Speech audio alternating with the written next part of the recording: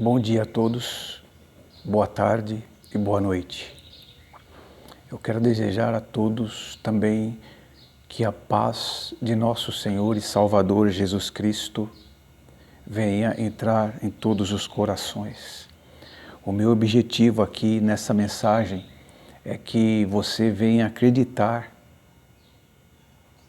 naquilo que eu estou pregando e ensinando, porque isto não vem de mim, isto vem do céu, vem de Deus, vem de Yehoshua HaMashiach. Amém? Para quem não sabe, Yehoshua HaMashiach é o nome do Senhor Jesus Cristo em hebraico, ok? Mas para nós que somos gentil, ele está em uma forma de português, tá certo? Então em português é Jesus Cristo. Amém? Então veja bem, nessa mensagem o foco principal é abordar a mensagem do juízo final, o juízo do grande trono branco. Amém? A qual quem vai se assentar nesse grande trono branco, como diz as Escrituras no Evangelho de São João, no capítulo 5, no versículo 22, é o Senhor, é o próprio, o Filho de Deus. Amém? O Senhor Jesus Cristo. Vamos lá confirmar essa passagem. Aleluia. Confirmar isto que eu estou dizendo aqui. Glórias a Deus. João 5, 22. Vamos lá. Assim, o Pai a ninguém julga, mas confiou todo o julgamento ao Filho, a fim de que todos honrem o Filho, exatamente como honra o Pai. Aquele que não honra o Filho, não honra o Pai que o enviou. Então está aí. Amém? O Senhor Jesus, Ele é digno de adoração, como diz essa passagem aqui. Se você não adora Jesus, o Pai não aceita a tua adoração. Amém? Essa passagem ela é bem clara, ela é bem explícita. Amém? Mas como a mensagem de hoje ela vai ser muito pesada, eu vou dar um estímulo para que brote uma esperança ainda muito maior no seu coração, que ainda não tem esperança. Você que não crê em Deus, você que não tem fé em Jesus Cristo e nas Escrituras Sagradas. Amém? Eu vou dar um estímulo para vocês agora, porque essa mensagem vai ser muito forte. Então deixa eu já iniciar falando com o céu, para que quando você se aprofundar comigo nessa mensagem, mais para frente no vídeo, você não venha murmurar, mas você venha refletir e pensar, poxa, ele falou de um lugar tão maravilhoso, por que eu vou tocar nesse ungido de Deus? Por que eu vou tocar nesse vaso de Deus? Por que eu vou blasfemar do Espírito Santo? Por que eu vou escarnecer da palavra de Deus que este homem está pregando? Não, opa, ele falou do céu lá, e é para esse lugar que eu quero ir, então eu vou temer a Deus, vou dar ouvido a essa mensagem para mim aprender e pôr isso em prática, para que naquele grande dia, no dia da minha morte, eu não venha ser condenado e ser lançado ao inferno e depois ao lago de fogo. Amém? Esse é o objetivo dessa mensagem. Tá certo? Então, fica aí a dica para vocês, né, que gostam de murmurar. Essa mensagem é para levar vocês ao arrependimento, é para consertar os desconcertados, é para levantar os caídos, é para dar força para os que estão fracos, principalmente aqueles que abandonaram o nome do Senhor Jesus Cristo e já estão pronunciando nomes falsos e principalmente fundamentados em hebraicos falsos. Então essa mensagem é para todos, amém? É para desviados, é para crentes que ainda não praticou adultério, mas tem o adultério no coração, porque está já querendo casar pela segunda vez. É para crentes que estão desviados mesmo, né? Aí no mundo do crime, no mundo das drogas, no mundo dos vícios, etc, né? Amém? Então, vamos já aqui dar esse grande estímulo para vocês, porque a mensagem vai ser pesada, irmãos.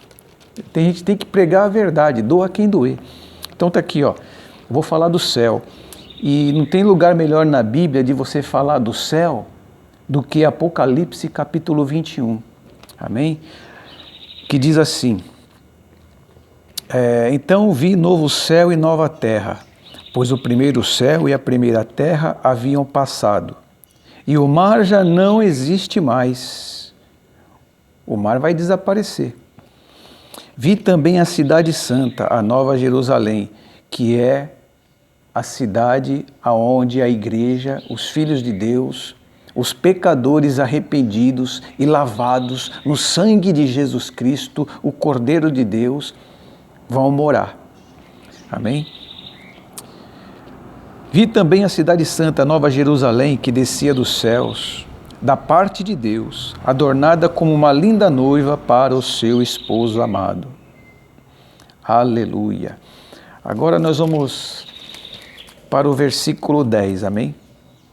Ele me conduziu no espírito à parte alta de uma montanha e revelou-me a cidade santa, Jerusalém, que descia do céu da parte de Deus. Ela resplandecia com a glória de Deus, e o seu esplendor era como o brilho de uma joia lapidada e muito preciosa, assim como um grande diamante translúcido feito de cristal puro. Tinha um sólido e altaneiro muro com 12 portais e 12 anjos junto aos portais. Nessas portas adornadas estavam escritos os nomes das 12 tribos de Israel. Aleluia. Versículo 16. A cidade era quadrangular, de comprimento e largura iguais. Ele mediu a cidade com a vara. Tinha 2.200 quilômetros de comprimento. A largura e a altura eram também iguais ao comprimento. Aleluia. O muro era todo feito de diamante e a cidade era de ouro puro, semelhante a vidro límpido. Olha aí, ó. A cidade, irmãos, é feita de diamantes. Amém? E de ouro puro. Daí você já pode ter uma noção, entendeu?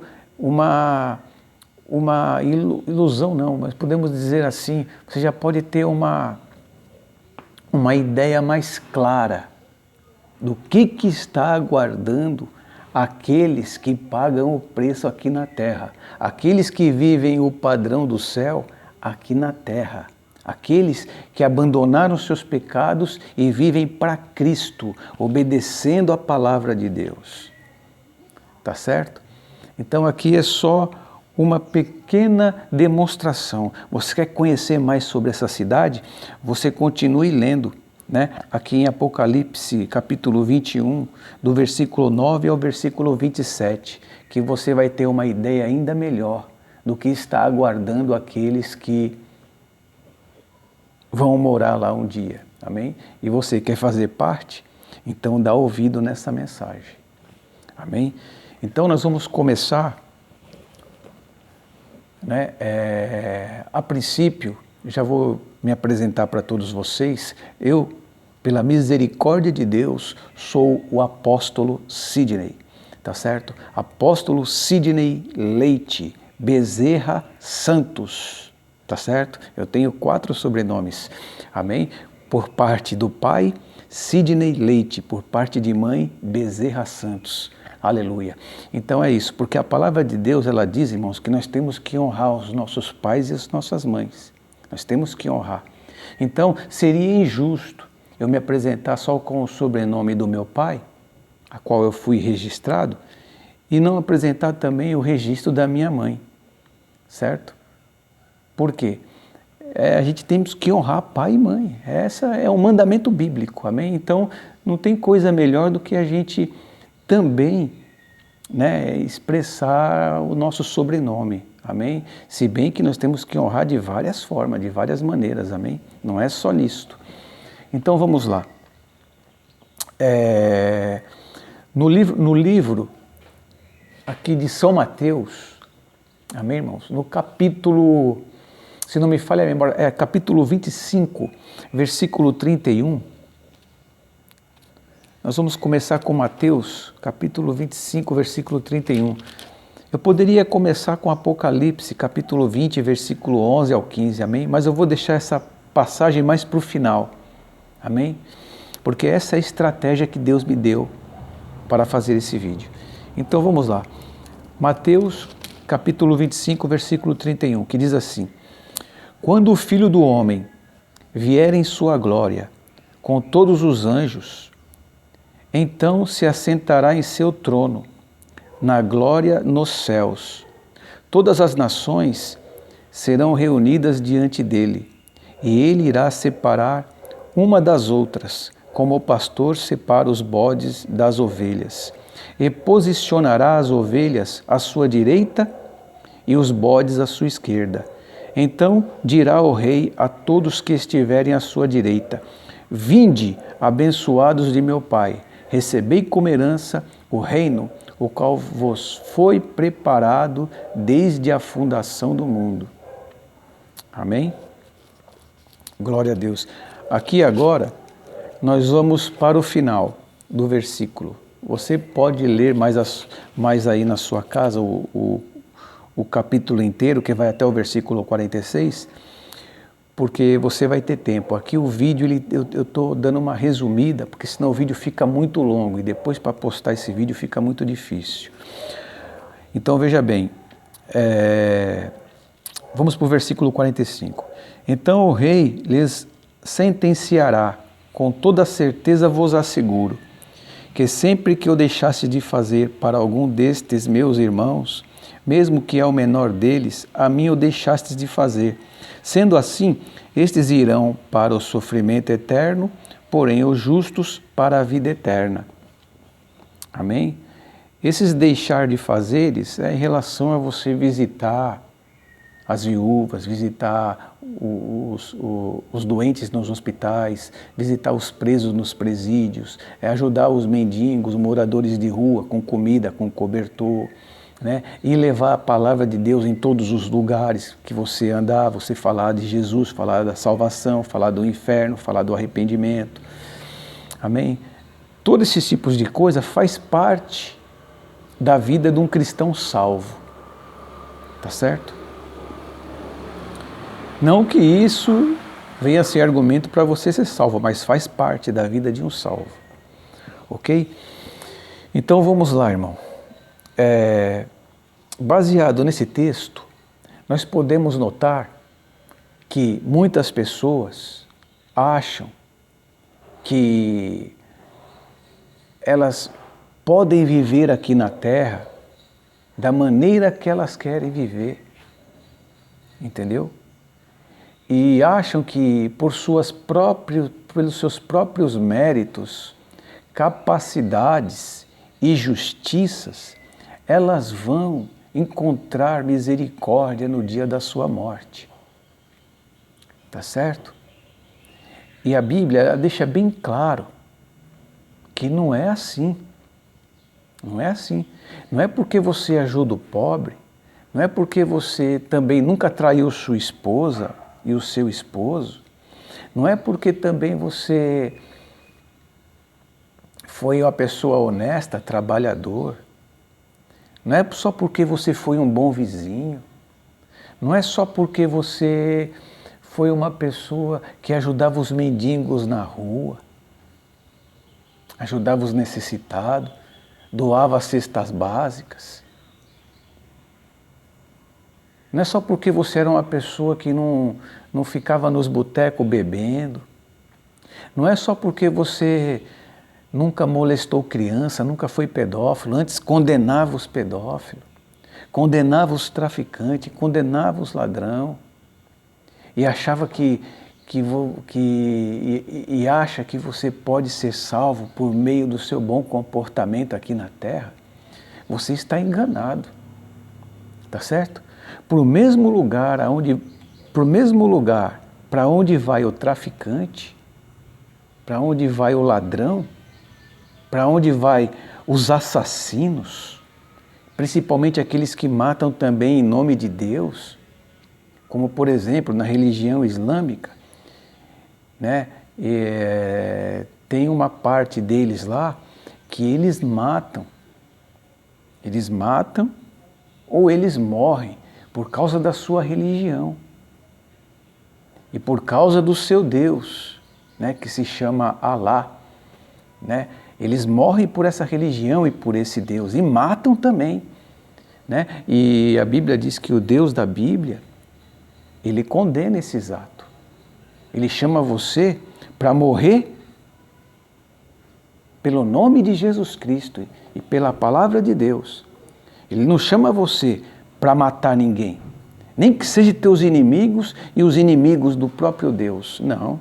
O Evangelho, ele ensina você a amar os seus inimigos e orar pelos que vos perseguem. Poxa, eu sou perseguido, certo? Eu tenho bons vizinhos aqui?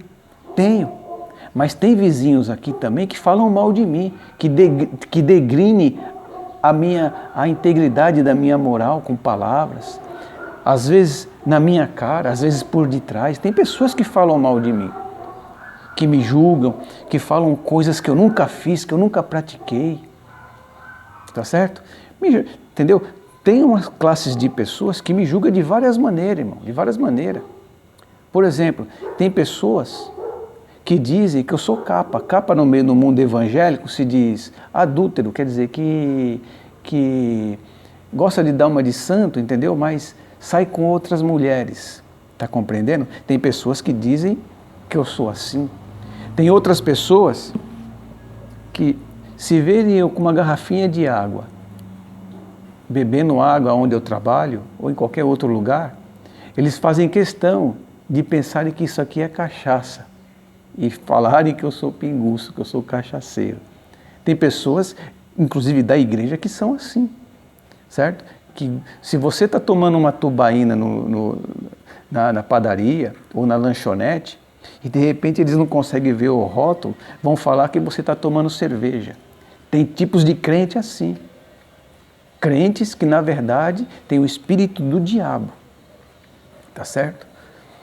Porque julgam injustamente. Tem vizinhos, por exemplo, também que, como eu sou uma pessoa fiel a Deus e aos princípios bíblicos, tá certo? Eu não me relaciono com mulher desde 1997. Tá certo? Eu sempre estava trocando de namorada nas baladas, por onde eu andava, tá certo? Nos bailes, etc., nos points, né?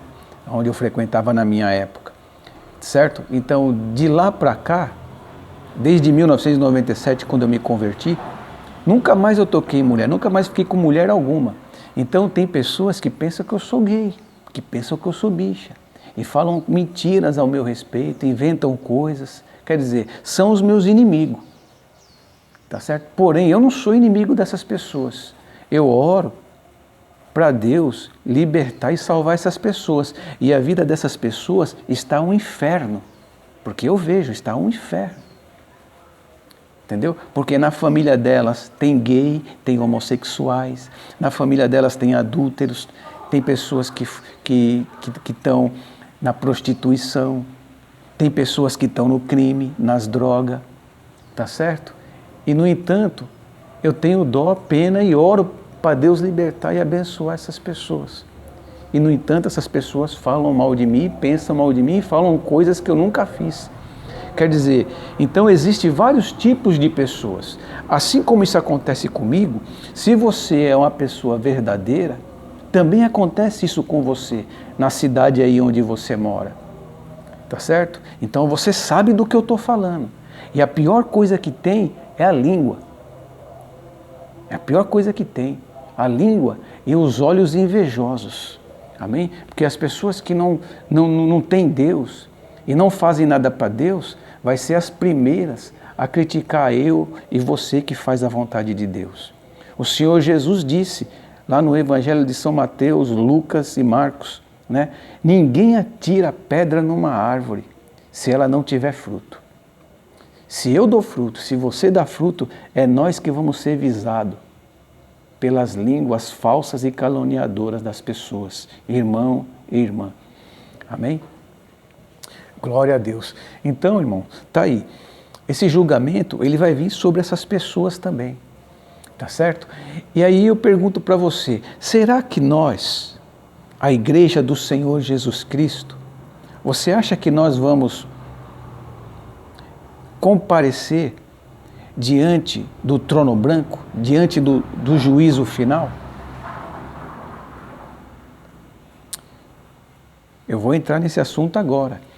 E eu vou abordar também outros assuntos. Nesse mesmo vídeo, nessa mesma mensagem, eu vou falar acerca do inferno, tá certo? Vou citar umas palavras aqui do hebraico e do grego, tá certo? E eu vou dar o significado verdadeiro, certo? E dizer que Jesus e a Bíblia não estão mentindo. Essas pessoas que estão interpretando mal, porque já desviaram do Evangelho. Já abandonaram o nome de Jesus. Então o diabo vem e engana. Tá certo? Eu vou abordar no final também acerca do juízo final. Tá certo? E acerca de vários pecados, a qual você pode ser condenado no último dia. Se você não se arrepender agora, se você não começar a fazer uma revisão da sua vida, desde a sua adolescência, desde quando você era menina, desde quando você era menino, que você pulava o muro para beijar outros meninos ou outros homens, tá certo? Você que já na idade adulta molestou alguma criança, tá certo? Mexeu com alguma criança escondido. Então, tem coisa, tudo isso vai ser revelado diante de Deus no dia do juízo final.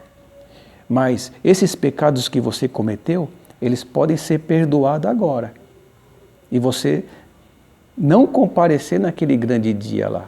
E você se safar dessa humilhação. Porque Deus vai mostrar tudo. Vai mostrar tudo que você pratica. Desde quando você era criança até o último dia da sua morte. Deus ele vai revelar tudo. E a multidão, os bilhões de pessoas que vão comparecer diante do juízo, vai ver todos os teus pecados, tudo que você fez às claras de errado e tudo que você fez escondido.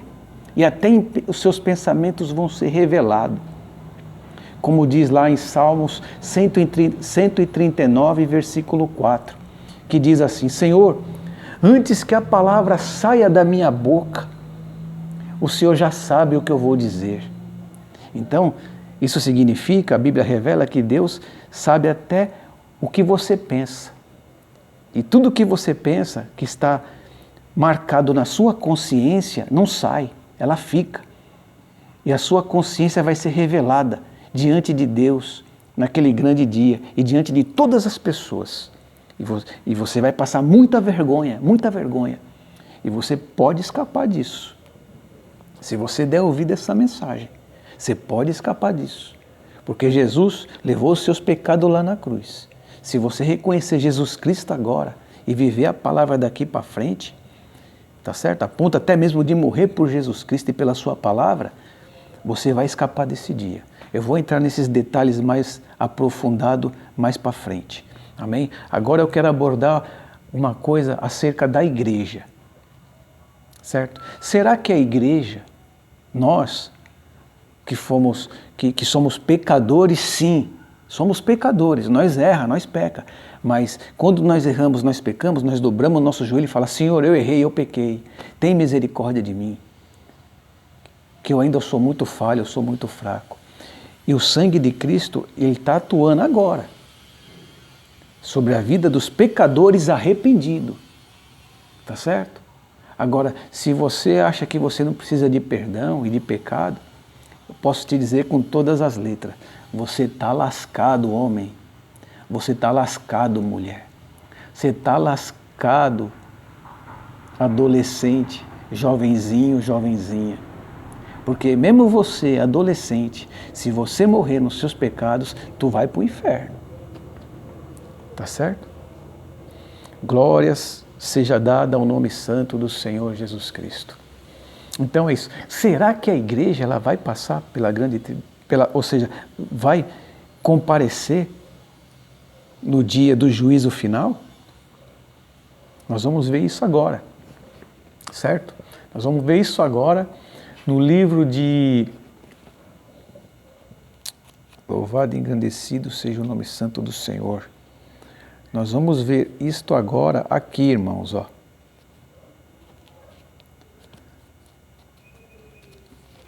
no livro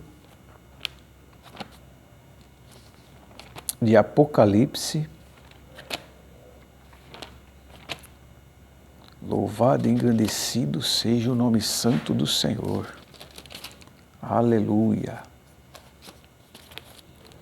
Livro do Apocalipse, capítulo 20,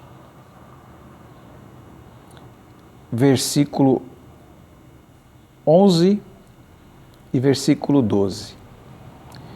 Em seguida, observei um grande trono branco, e o que estava sentado sobre ele. A terra e o céu fugiram da sua presença, e não foi achado lugar para eles. Vi também os mortos, grandes e pequenos, em pé diante do trono, e alguns livros foram abertos.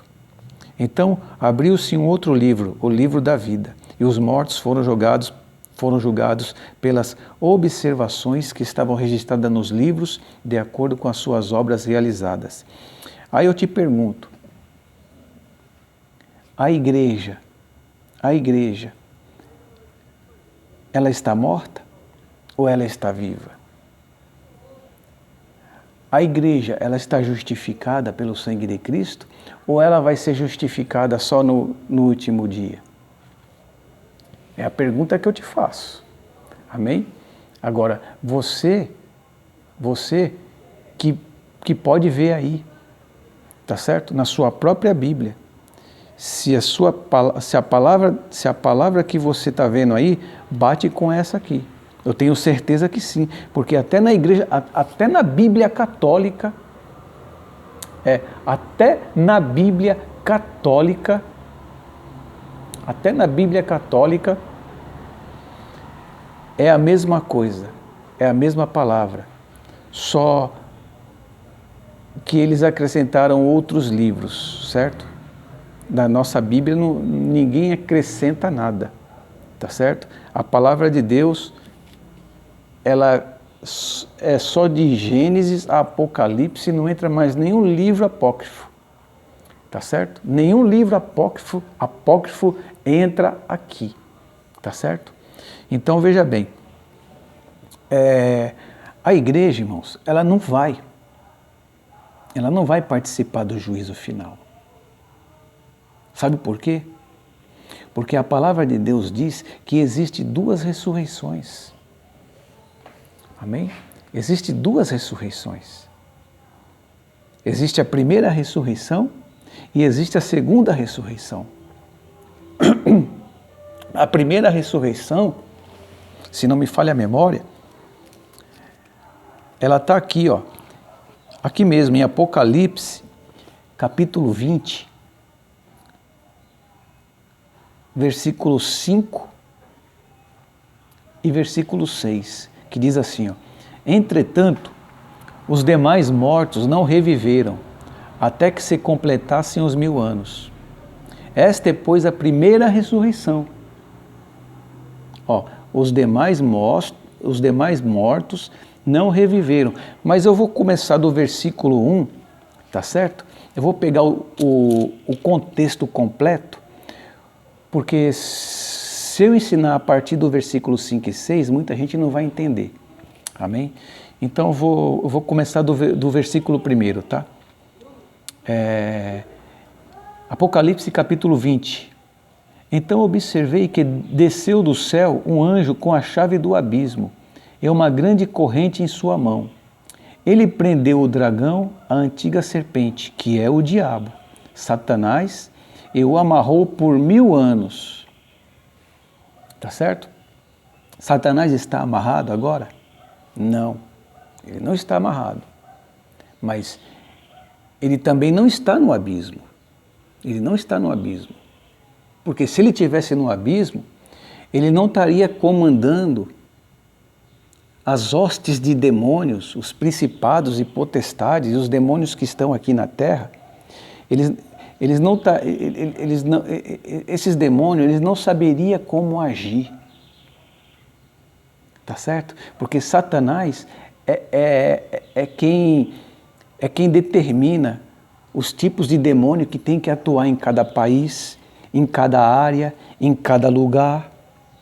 Tá certo? os demônios que agem na política, os demônios que agem nas igrejas também, na sua grande maioria, nas religiões, né? Os demônios que agem nos lares, nos casamentos. Então Satanás, ele comanda toda essa hierarquia. Então, ele ainda não está amarrado, tá certo? Ele não pode se manifestar na terra, aqui na terra, mas ele está nos lugares celestiais, comandando esses demônios, dando ordem para esses demônios.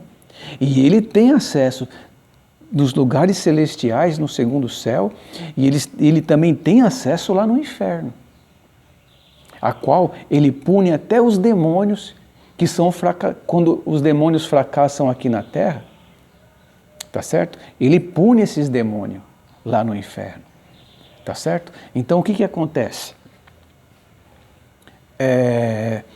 Satanás, ele está solto, só que ele está limitado, tá? E ele ainda não foi amarrado. Então veja bem, então ele prendeu o dragão, quem? Cristo, a antiga serpente, que é o diabo, Satanás, e o amarrou por 1000 anos. Lançou-o no abismo, onde o fechou e pôs um selo sobre ele. Quer dizer, esse selo significa que ele não pode sair desse lugar, ele não vai poder sair desse lugar por 1000 anos. Ele não vai ter acesso a mais ninguém, nem aos seus demônios. Isso que significa? Pôs selo sobre ele, tá certo? Ele vai ficar completamente isolado. E para que não enganasse mais as nações, tá vendo? Tá certo? E aí, o que você me diz? As nações estão sendo enganadas? Então, como que tem gente que prega que Satanás está completamente isolado agora? Não está não, tá certo? Porque as nações estão sendo enganadas, tá certo? Olha só, até que os 1000 anos se completassem. Depois disso, é necessário que ele seja solto por um pouco de tempo. Tá certo? Olhei e vi alguns tronos, e foi entregue o poder de julgar aos que neles se assentaram. E vi as almas dos que foram degolados por causa do testemunho de Jesus e da palavra de Deus, os que não adoraram a besta, nem tampouco a sua imagem, e não receberam o sinal na testa, nem nas mãos. Eles reviveram e reinaram com Cristo durante 1000 anos. Tá certo? Entretanto, os demais mortos não reviveram. Olha só, os demais mortos não reviveram, até que se completasse os 1000 anos. Esta é, pois, a primeira ressurreição. Olha o que Deus fala aqui, ó. Bem-aventurados significa feliz. Felizes e santos os que tomam parte da primeira ressurreição. A segunda morte não tem poder algum sobre eles, serão sacerdotes de Deus e de Cristo e reinarão com ele no período de 1000 anos. Tá certo? O que significa essa passagem de Apocalipse 20, do versículo 1 ao 6? Eu vou te dar a interpretação correta. Isto significa que no finalzinho da grande tribulação, tá certo? Deus, ele vem para fazer justiça e juízo sobre a face da terra. Ele vem nos ares, tá certo? Quando ele chegar nos ares, tá certo? Antes dele destruir todos os ímpios, ele vai arrebatar a sua igreja, tá certo? Os que sobraram, os cristãos que sobraram, que permaneceram fiéis, os que escaparam do martírio, da morte, tá certo? Esses vão ser arrebatados, esses que se conservaram com a sua fé pura e com as suas vestes brancas, que não se renderam ao reinado da besta e do anticristo. Então esses vão ser arrebatados, tá certo? Primeiro vai ter essa ressurreição que eles falam aqui, que a Bíblia diz aqui, é a primeira ressurreição. Os mortos, primeiramente, todos os que morreram, eles vão reviver, eles vão ressuscitar com o corpo glorificado, como diz lá em 1 Coríntios capítulo 15, tá certo? Eles vão ressuscitar com o corpo glorificado e vão subir, e nós, os que ficarmos vivos, nosso corpo vai ser transformado e nós vamos subir na sequência, junto com os mortos, para estar com o Senhor, para sempre. Tá certo? Isto que significa a primeira ressurreição. Tá certo? Que você pode notar que aqui no versículo 6, ó, entretanto os demais mortos não reviveram. Tá certo? Então isso significa que as pessoas que rejeitaram o Evangelho, que não aceitaram o Evangelho e que morreram pelo fio da espada de Jesus e por meio das catástrofes, por meio do anticristo, etc., das guerras, esses aí não vão reviver ainda, eles vão continuar no seu, ou seja, os corpos deles vão continuar nos seus túmulos. Tá certo? Os corpos dele. Ok? Então ninguém te engane, porque vai ter duas ressurreições. A primeira ressurreição, ela tem duas fases. Tá certo? Mais para frente nessa mensagem aqui, eu vou esclarecer melhor para você. Ok? Fica aí que você vai entender a mensagem. Então veja bem, a primeira ressurreição, a igreja sobe junto com os mortos, com o corpo glorificado, certo? A igreja sobe. E os ímpios, mortos, continuam com seus corpos na terra. Ok? Então, não tem como você vir contra a palavra, sendo que a palavra está bem clara. Bem-aventurados e santos os que tomam parte na primeira ressurreição, porque a segunda morte não tem poder algum sobre eles, e serão sacerdotes de Deus e de Cristo e reinarão com ele pelo período de 1000 anos. Ou seja, a Bíblia diz, no Evangelho de São Mateus, e São Lucas e São Marcos, que Jesus ele disse que nós vamos ser como os anjos do céu. Tá certo? Então, nesse reinado dos 1000 anos aqui na Terra, nós não vamos reinar com as pessoas que sobraram em cada nação e com Israel, que vão estar em corpo de carne ainda. Não.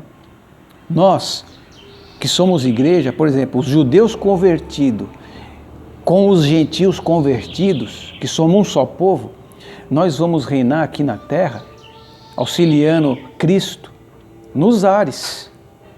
Nós não vamos habitar aqui na terra, nós vamos servir as pessoas aqui na terra, que nem os anjos estão servindo a gente agora. É dessa maneira que nós vamos reinar com Cristo os 1000 anos, tá bom? Não é que nem muitos pregadores e pastores dizem que nós vamos estar aqui na terra, reinando com Cristo aqui, pisando aqui, entendeu? E sofrendo e participando das coisas carnais aqui, não. A igreja ela vai estar servindo como reis e sacerdotes. De outra maneira, como os anjos, com o corpo glorificado, com o corpo espiritual e com o corpo glorificado, tá bom? Não é dessa maneira que eles ensinam, não. Então, veja bem, essa parte aqui está bem clara, está esclarecida então, né? Que nós, no finalzinho da grande tribulação, nós vamos subir. Para, logo na sequência, voltarmos com Cristo para reinar os 1000 anos aqui na Terra. Então, como que eu provo para você que a igreja não vai estar diante do juízo final junto com os bilhões de pecadores? Como que eu posso provar para você ainda dentro das Escrituras? Vamos lá para 1 Coríntios.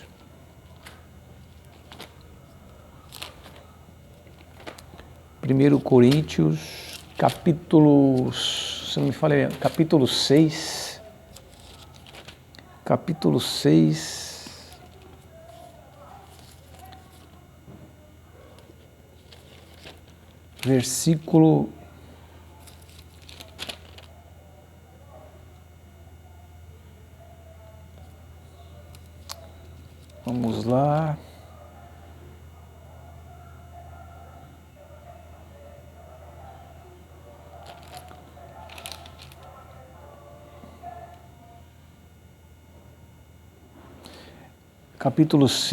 versículo 6, versículo 3 e versículo 4 apenas. E mais, não sabeis vós que iremos julgar inclusive os anjos? Quanto mais as demandas triviais desta vida. Será que quando surgem questões desta vida para serem julgadas, constitui como juízes as pessoas menos respeitáveis da igreja? É para a vossa vergonha que me expresso dessa forma. Não há porventura nem ao menos um sábio entre vós que possa julgar uma contenda entre irmãos? Tá certo? Então veja bem, irmãos, eu vou começar aqui pelo versículo 1, porque se eu não começar pelo versículo 1, você não vai entender. É que nem na outra passagem lá, se eu começar pela metade, você não entende. Então eu vou ler o texto desde o início, para você poder, para a mensagem, para a explicação poder encaixar aí dentro da tua mente, ok? Então vamos lá, 1 Coríntios capítulo 6. Atreve-se alguém entre vós, quando há litígio de um contra o outro, levar o caso para ser julgado por pessoas pagãs, e não pelos próprios santos. Ou desconheceis que os santos julgará o mundo todo? E se o mundo será julgado por vós, como sois incompetentes para julgar assuntos de tão menor importância? Aqui em relação aos tribunais terrenos, julgamentos desta vida. Amém? Mas nós podemos pegar essa passagem aqui, tá certo? E daqui nós raciocinar com Paulo e com o Espírito Santo para nós ter uma ideia de que no juízo final nós não vamos comparecer lá para recebermos alguma coisa, estarmos junto com os pecadores, para Deus falar, vinde benditos do meu Pai, não. Os benditos do Pai, por meio da igreja, vai ser salvo antes. E a Bíblia deixa bem claro aqui, ó, que nós, os santos, vamos julgar o mundo todo. Então nós não vamos comparecer naquele julgamento para receber alguma coisa da parte de Deus. Nós já vamos estar com Ele lá, sim, para auxiliar Jesus a julgar, porque vão ser bilhões e bilhões de pessoas. Então, como nós servimos a Deus agora, nós vamos servir a Deus também no dia do juízo final. Você quer comparecer lá como réu, junto com os pecadores, ou você quer comparecer lá como Cristo, assentado no seu trono, para ajudar Cristo a julgar todos os pecadores? Você faça a tua escolha, tá certo? E ainda em 1 Coríntios, capítulo 3, veja bem, 1 Coríntios capítulo 3, no versículo 10 a seguir, olha só o que diz a palavra de Deus aqui, ó. Segundo a graça de Deus que me foi outorgada, eu como prudente construtor lancei o alicerce e outro está edificando sobre ele. Entretanto, reflita bem cada um como constrói, porque ninguém pode colocar outro fundamento além do que está posto, o qual é Jesus Cristo. Se alguma pessoa edifica sobre esse alicerce, utilizando ouro, prata, pedras preciosas, madeiro, feno ou palha, sua obra será manifesta, porquanto o dia trará a luz, pois será revelada pelo fogo, que provará a qualidade da obra de cada um. Se a obra que alguém construiu permanecer, esta receberá sua recompensa. Se a obra de alguém se queimar, este sofrerá prejuízo. Ainda assim será salvo, como que alguém que escapa por entre as chamas do fogo. Não sabeis que sois santuários de Deus e que o seu Espírito habita em vós? Se alguma pessoa destruir o santuário de Deus, este o destruirá, pois o santuário de Deus, que sois vós, é sagrado. O que nós podemos entender por essa passagem? Tá certo? Você constrói a sua vida com Deus, e através da sua vida com Deus, você faz as coisas para Deus nesta vida. Tá certo? Porém, se o que você faz para Deus é falso, é só de aparência, tá certo? Mas você vive um certo padrão de santidade, como a palavra de Deus ordena para a gente ser santo como Ele é santo, no dia que Jesus Cristo se manifestar, que a igreja vir ser arrebatada, tá certo? Quando o seu corpo for transformado, tudo que você fez para Deus, isso já vai estar estabelecido dentro de você, na sua consciência, e diante de Deus já vai estar tudo anotado lá, para você receber a sua recompensa. Porém, na hora que o fogo que vai vir para provar todos os habitantes da terra, como diz lá em Apocalipse capítulo 3, versículo 10, tá certo? Que Jesus fala, assim como guardaste a palavra da minha perseverança, também eu vos guardarei na hora da provação que há de tentar o mundo inteiro. Ou seja, todas as pessoas, seja crentes, seja não crentes, seja fiéis, seja infiéis, Deus vai provar tudo, todos. Assim como a igreja no passado foi provada no fogo, nós também vamos ser provados no fogo. E é através desse fogo que Deus vai querer ver se você vai abandonar a obra, se você vai realmente confirmar as obras que você fez. Tá certo? Porque tem muita gente que vai negar Cristo. E tem muita gente que na hora do vamos ver, na hora que a perseguição realmente começar para valer, tem muita gente que vai se apagar. Aquela luz que ele mostra agora, que parece que é o cara, parece que é um irmão cheio de fé, cheio de garra, essa luz vai ficar fraquinha, vai se apagar, por causa da tentação, da provocação, entendeu? Porque muitos vão perder casa, vão perder família, vão perder dinheiro, a enfermidade vai pegar muitos crentes também, entendeu? Deus vai provar todos no fogo. Muitos vão passar fome, vão passar sede, muitos vão ter que ir dormir no meio do mato para se esconder da besta, tá certo? Então, por meio disso, muitos vão se enfraquecer, ou seja, a sua fé vai diminuir. Porém, quando Jesus vir, essa pessoa vai ser salva pela misericórdia de Deus, mas vai perder o galardão. Porque assim como você é intenso agora, você tem que manter a sua consciência diante também do sofrimento. É assim que Deus vai avaliar cada um. E não tem outra maneira de Deus te avaliar, irmão, irmã, a não ser por meio do fogo. Tá certo? Vou dar um exemplo aqui. Você conhece aquele jogador de futebol que ele, por exemplo, ele joga futebol tal, né? Ele é um excelente jogador durante o campeonato, um excelente jogador. Só que quando chega na hora da decisão, ele amarela.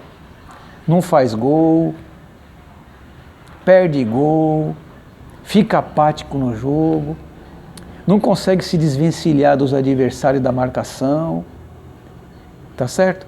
Assim também é na vida espiritual, é na nossa guerra, na nossa luta do dia a dia. Quer dizer, quando está tudo bem, você é o cara, né, irmão, né, irmã? Você se mostra o tal, você, né? Mas a hora que vem o aperto, a provocação, você perde a cabeça.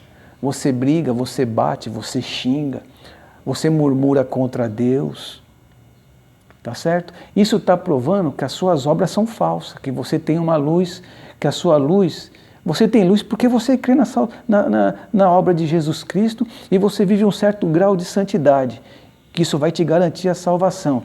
Mas na hora do sofrimento, na hora que Deus vem te provar e permite o diabo te cutucar, você joga tudo para o alto. A sua obra cai, a sua fé diminui. Aquela luz que você mostra para as pessoas quando você está na bonança, ela diminui, ela fica pequena a sua luz. Entendeu? Então, Deus vai estar medindo as pessoas, Ele mede a sua igreja por meio das provas, por meio das lutas. É nisso que aqui no versículo... Quer ver? É nisso que aqui no versículo 13 ele diz, ó, sua obra será manifesta, porquanto o dia trará a luz, pois será revelada pelo fogo, que provará a qualidade da obra de cada um.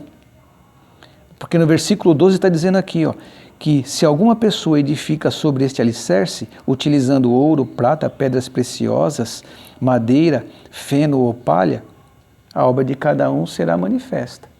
Então, o que você está fazendo para Deus? Como que você está firme? As suas obras, elas estão sendo fundamentadas na verdade? Você está edificando com pedras preciosas, com prata, com ouro? Ou você está edificando a sua vida espiritual, juntamente com as suas obras, apenas com madeiro, feno ou palha? Então, reflita nisso, porque não adianta você falar com a boca que você faz isso, que você faz aquilo, que você é um grande pregador, que você é um mestre na palavra, que você prega para multidões, que você tem um canal aí no YouTube e uma página com milhões de inscritos, que você evangelizou mais de 1 bilhão de pessoas aí pela internet, mas isso para Deus não quer dizer nada, tá? Medita lá na viúva pobre, na passagem da viúva pobre, que todo mundo se apresentava diante de Deus, na casa de Deus, com grandes quantias em dinheiro. E a viúva pobre veio com a sua pequena e humilde oferta, que talvez não desse nem para ela comprar sua própria refeição. E ela foi lá e depositou diante do altar. E Jesus falou, você está vendo aquela mulher ali? Ela ofertou a Deus mais do que todos que colocaram grandes fortunas ali, porque ela deu tudo o que ela tinha, até o seu próprio sustento. Entendeu? Então medita nessa passagem que você vai ver, você vai entender o que Deus está falando aqui através dessa passagem de 1 Coríntios capítulo 3, através do apóstolo Paulo, e através do que eu estou tentando passar para você também. Medita na viúva pobre que você vai entender. Tá certo, irmão? Então veja bem, mas você pode perguntar, mas o que isso tem a ver com a igreja estar diante do juízo final ou não? Pregador. Mas isso tem muito sentido. Por quê? Porque veja bem, aqui essa passagem está querendo dizer que nós vamos ser julgados, a igreja está sendo julgada antes. Nós já estamos sendo julgados agora, no nosso tempo de vida. Certo? Porque a Bíblia deixa bem claro que por meio da morte de cruz de Jesus Cristo, do seu sepultamento e da sua ressurreição, e que a Bíblia diz que Ele está agora vivo à direita do Pai, agora Ele é nosso advogado. Então, Ele já está vendo a nossa causa diante do Pai agora. Ele está entrando lá no Santo dos Santos por nós todos os dias, diante do Pai. Então, agora nós temos um advogado. Entendeu? Então, a igreja já está sendo julgada agora. E no dia da primeira ressurreição, no finalzinho da grande tribulação, quando nós subir, tá certo? Vai passar mais um tempinho e nós já vamos receber o nosso galardão, o nosso julgamento.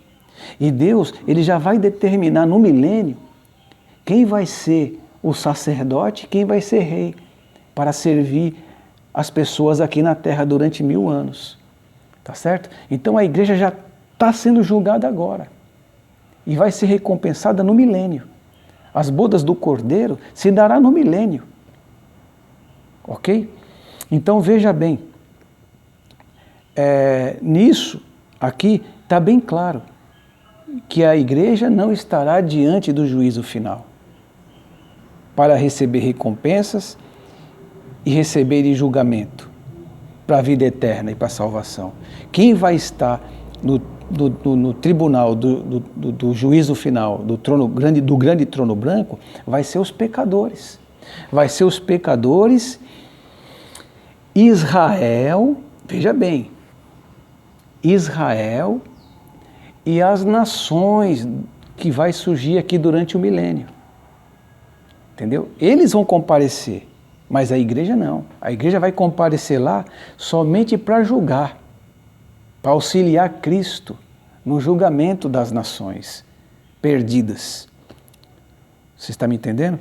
Então veja bem, nisso então fica bem claro, tá certo? Por meio dessas passagens, que agora nós temos um advogado e um juiz que está vendo a nossa causa.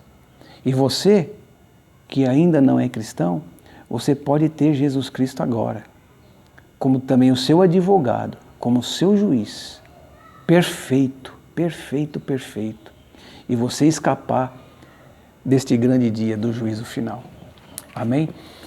Agora, irmãos, nós, assim, e só um detalhe, mais um detalhe. Veja bem, a terra, ela vai receber duas restaurações. Uma restauração parcial e outra restauração total. Total. Tá certo? Essa restauração parcial se dará no finalzinho da grande tribulação. Que Deus, Ele vai restaurar a terra inteirinha, tá certo? Juntamente com as próprias pessoas que vão sobrar na terra, tá certo? E com os anjos. Para que o milênio tenha continuidade na terra, porque no finalzinho da grande tribulação a terra vai estar completamente destruída. E a purificação, a renovação por definitivo, tá certo? Por completo, que todos os corpos das pessoas vão sair da terra, tá certo? Vai ser no final do milênio. Ok? Só no final do milênio. Então a terra vai passar por duas restaurações. Uma parcial e no final a total. Que a terra vai estar completamente pura. Aí sim, quando ela estiver completamente purificada, aí sim, a igreja vai pisar aqui na terra. A cidade santa vai descer aqui na terra. Cristo vai pisar com os seus pés, vai andar sobre a face da terra. Porque agora ele não pisa, porque ele é santo. E a terra está contaminada. Inclusive no milênio ainda vai estar contaminada. Tá certo? Então, a restauração total se dará só no final do milênio. Amém? Louvado e engrandecido seja o nome santo do Senhor. Então, agora eu vou abordar o assunto inferno. Porque tem muita gente, tem muitos pregadores aí, que eles falam que o inferno não existe. Que as pessoas vão ser lançadas só no lago de fogo. Tá certo? Aí eu pergunto para essas pessoas, se o inferno não existe, aonde que está a alma das pessoas agora? No túmulo? Porque o túmulo, ou seja, a sepultura, que é túmulo, foi feito para você colocar um cadáver lá. E como diz a palavra, os bichos comem e o cadáver some, fica só os ossos da pessoa. Mas ali não é lugar para a alma e para o espírito. Tá certo? Então veja bem, existem 4 palavras, ou 5, tanto como no hebraico como no grego, que é sepultura, tártaro, né? É tártaro, Hades, Geena e Sheol, né? Eu não sei se o além entra nesse contexto também, mas vamos ficar com essas 4 palavras. Sheol significa o quê? Inferno. Mas eles dizem que não, né? Geena significa também inferno. Tártaro, inferno. Hades, inferno. E sepultura, o que significa sepultura? Sepultura é o lugar onde nós somos enterrados. Tá certo? No fundo da sua casa, quando você enterra um animal que morre, ali é uma sepultura. Você fez dali uma sepultura.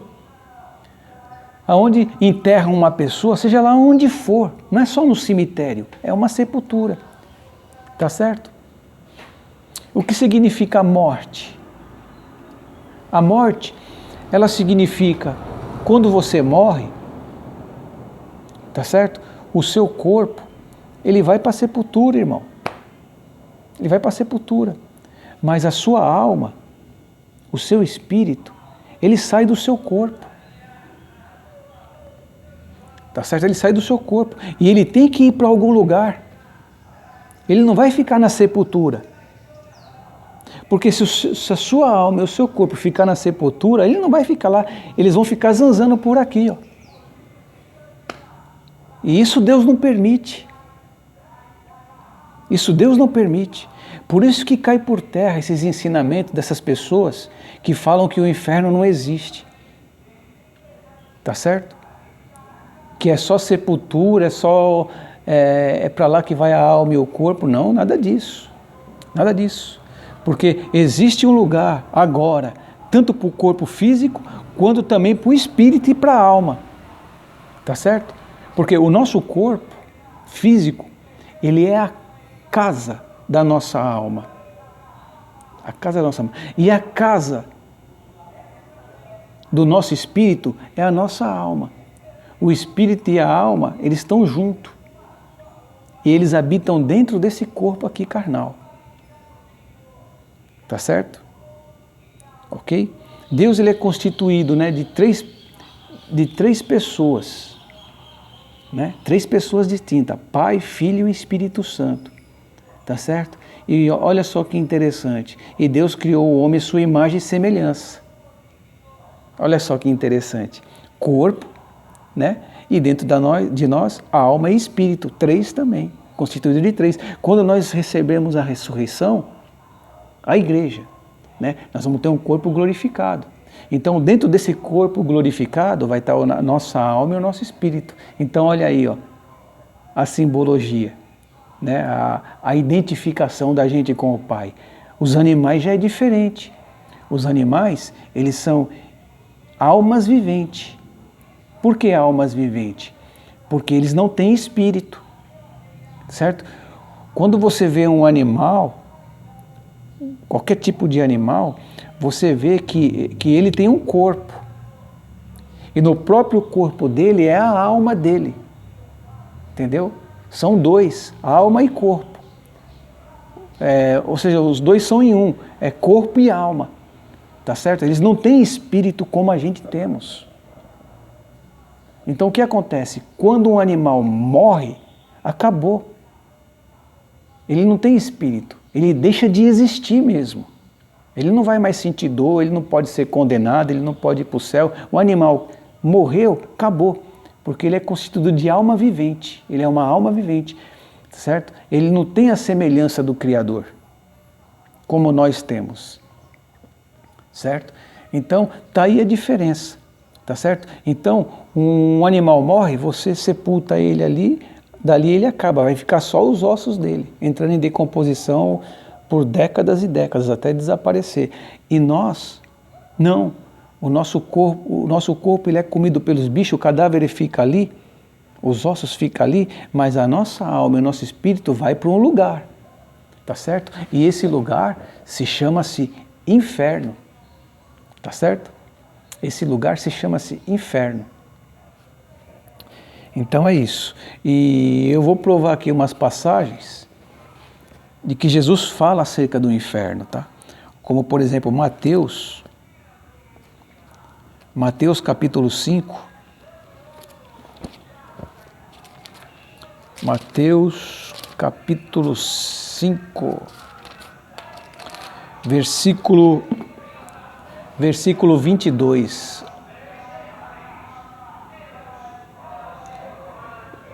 Versículo 22, que diz assim: Eu, porém, vos digo que qualquer que se irar contra seu irmão estará sujeito a juízo.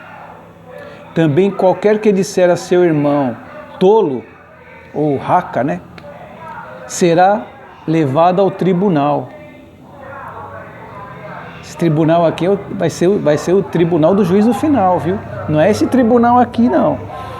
Ó, e qualquer que eu chamar de idiota, olha, você que tem costume de me chamar de idiota, de chamar as pessoas de idiota, pessoas que são de Deus, principalmente, olha só, e qualquer que eu chamar de idiota, estará sujeito ao fogo do inferno. Tá certo?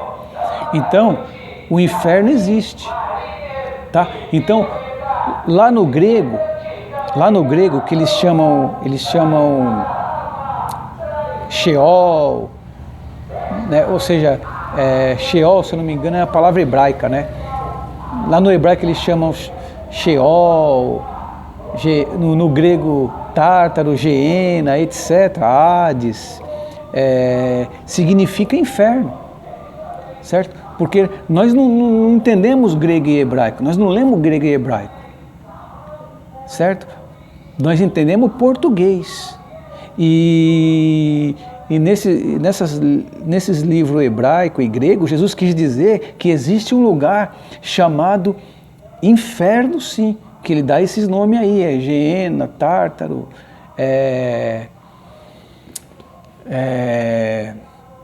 Sheol, Hades, tá certo? Jesus quis dizer inferno, traduzido para nós é inferno.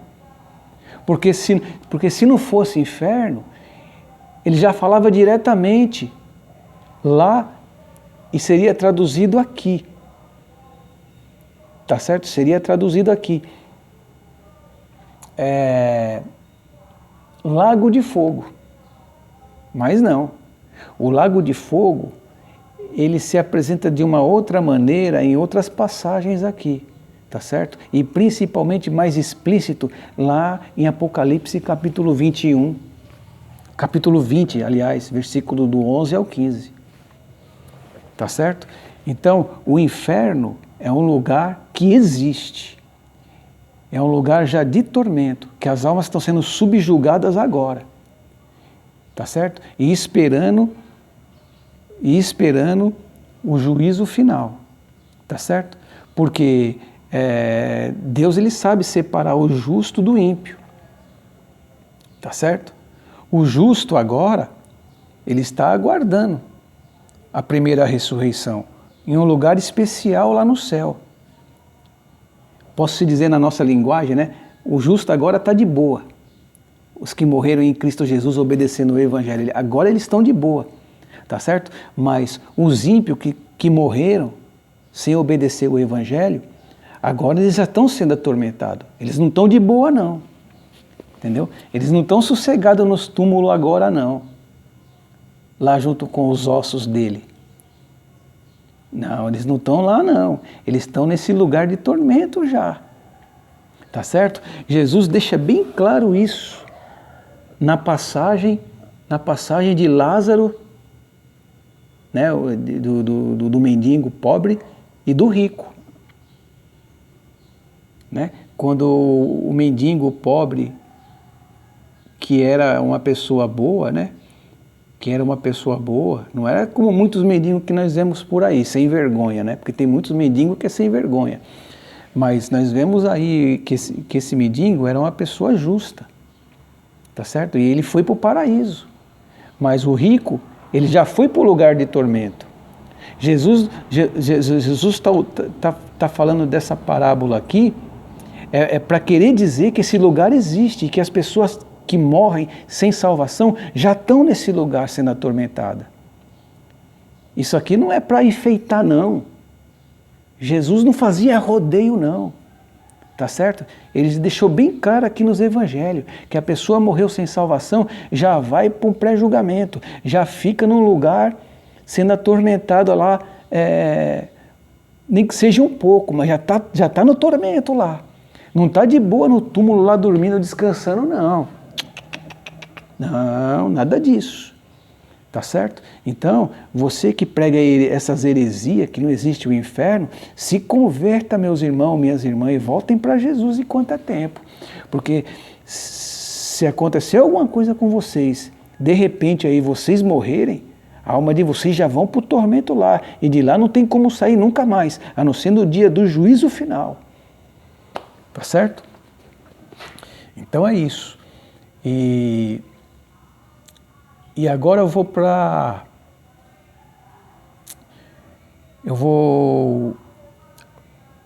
a última parte dessa mensagem, tá? Que nós vamos entrar agora diretamente lá para Apocalipse, capítulo 20, do versículo 11 ao 15, ok? Apocalipse,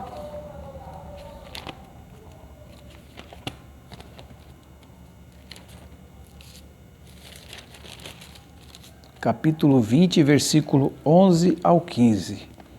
Vamos lá, o julgamento dos mortos. Em seguida, observei um grande trono branco, e o que estava assentado sobre ele.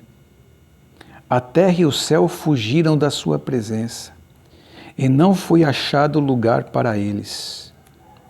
Amém? Olha aí, o grande trono branco. Por que o grande trono branco?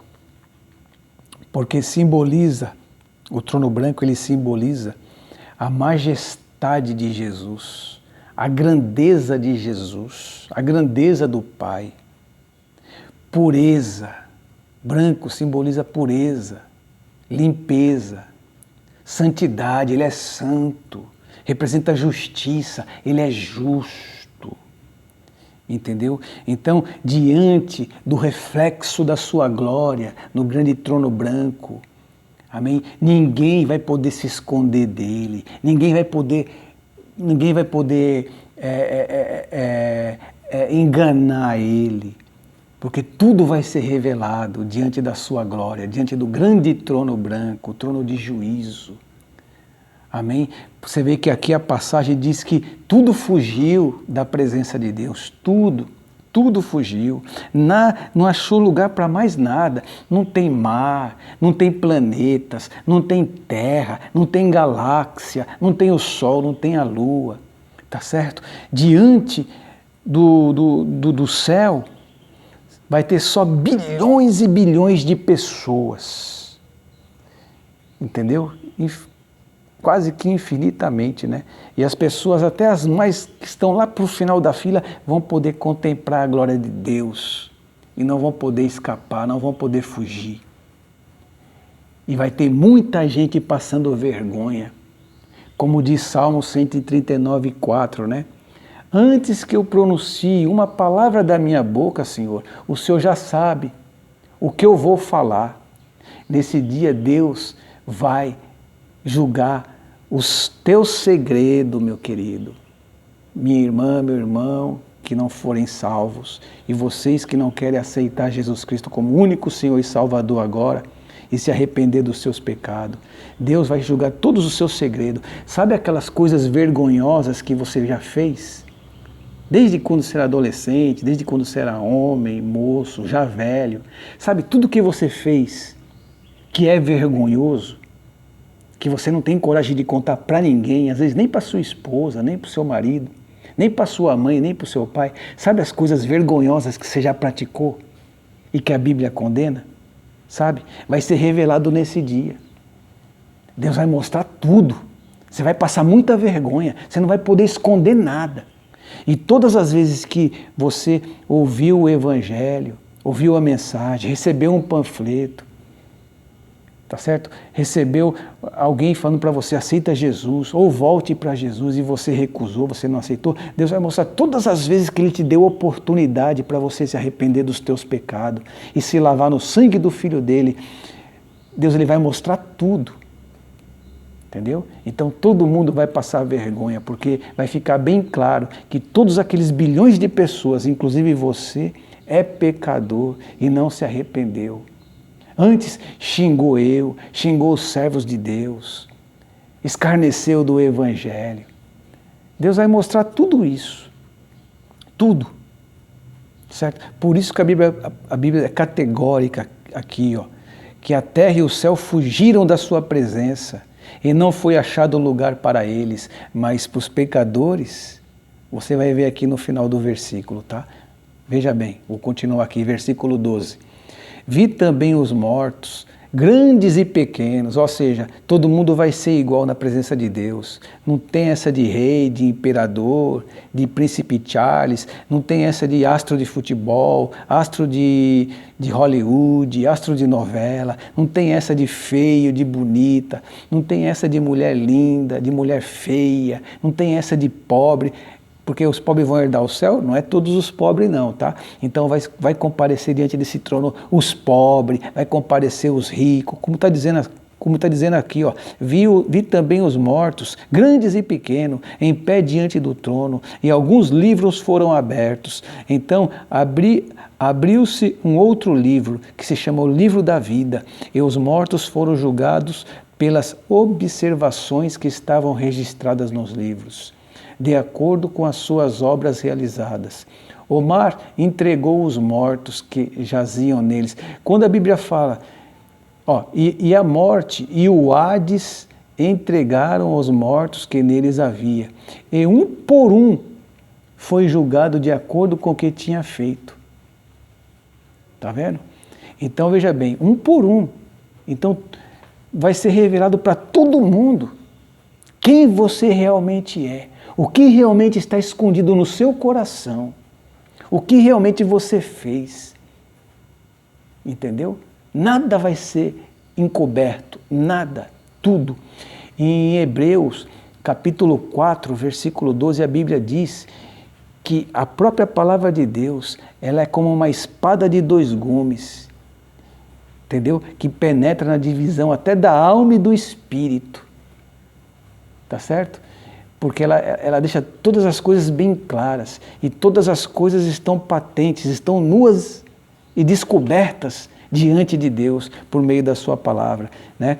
Então, como diz lá Salmo 139:4 também, né? Deus vai julgar o segredo, todos os seus segredos vão ser julgados, vão ser expostos para todos naquele grande dia. E a pessoa que vergonha você vai passar, então se arrependa agora, tenha Jesus como seu advogado agora, comece a obedecer o Evangelho agora e se prepare para morrer pelo nome de Cristo e pela palavra de Deus, para você não comparecer diante desse dia, tá bom? Você que é budista, católico, mórmons, cristãos desviados, você que é muçulmano islâmico, certo? Você que é da Umbanda, espírita, você que é macumbeiro, que você que é da maçonaria, ou de qualquer outro tipo de religião, tá certo? Se arrependa agora. Tenha Jesus Cristo como seu único Senhor e Salvador.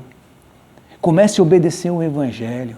Se lava no sangue de Jesus Cristo agora. Agora Ele quer ser o seu advogado, mas se você recusar Ele agora, nesse grande dia você vai comparecer lá. E Ele não vai ser mais o seu advogado, Ele vai ser juiz. Aqui Ele se apresenta como juiz, tá certo?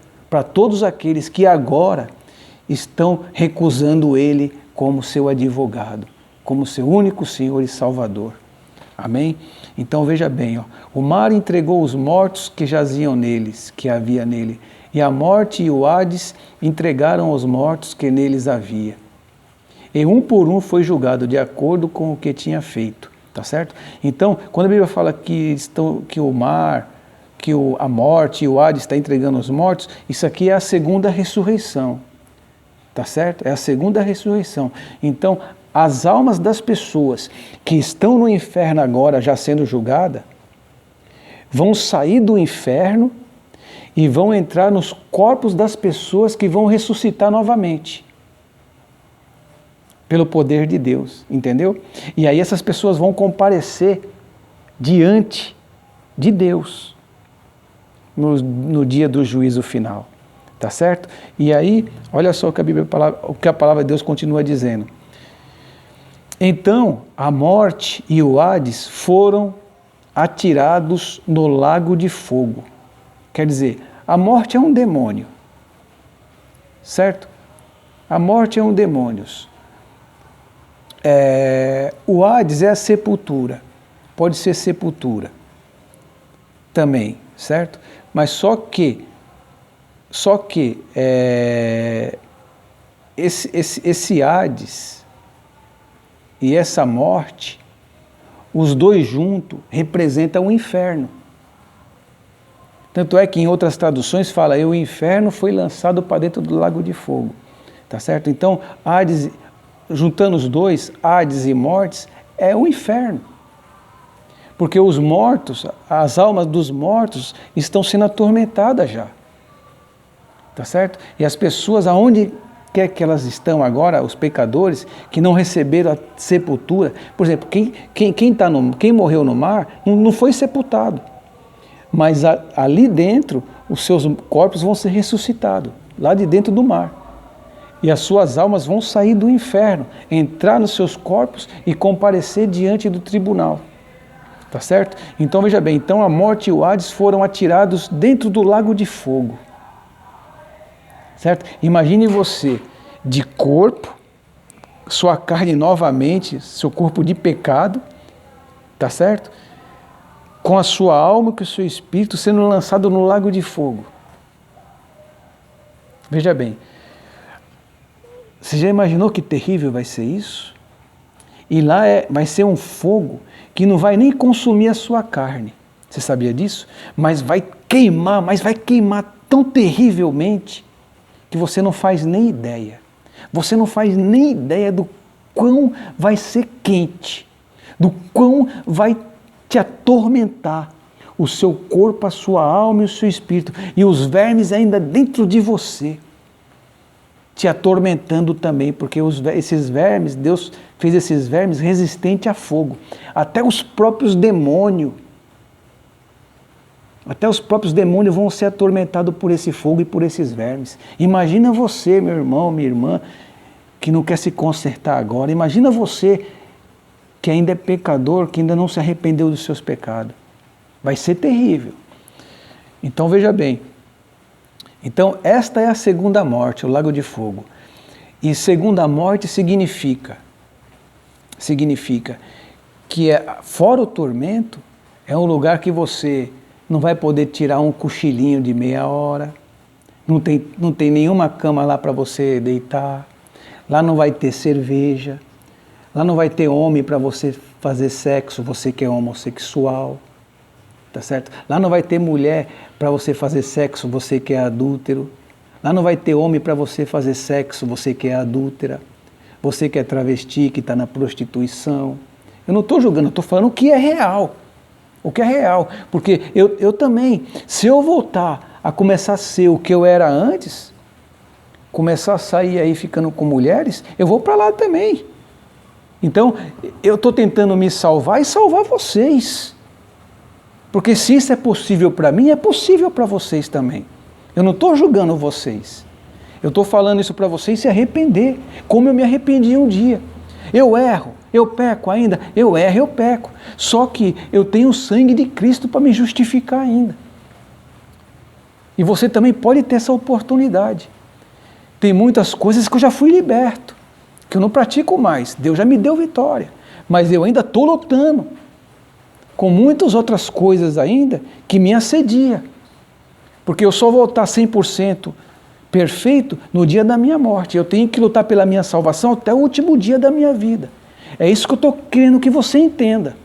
Entendeu? Eu não estou te apontando e te julgando. Eu estou dando um parecer para você ter uma luz, para você começar a buscar a tua salvação desde já. Amém? Então é isso.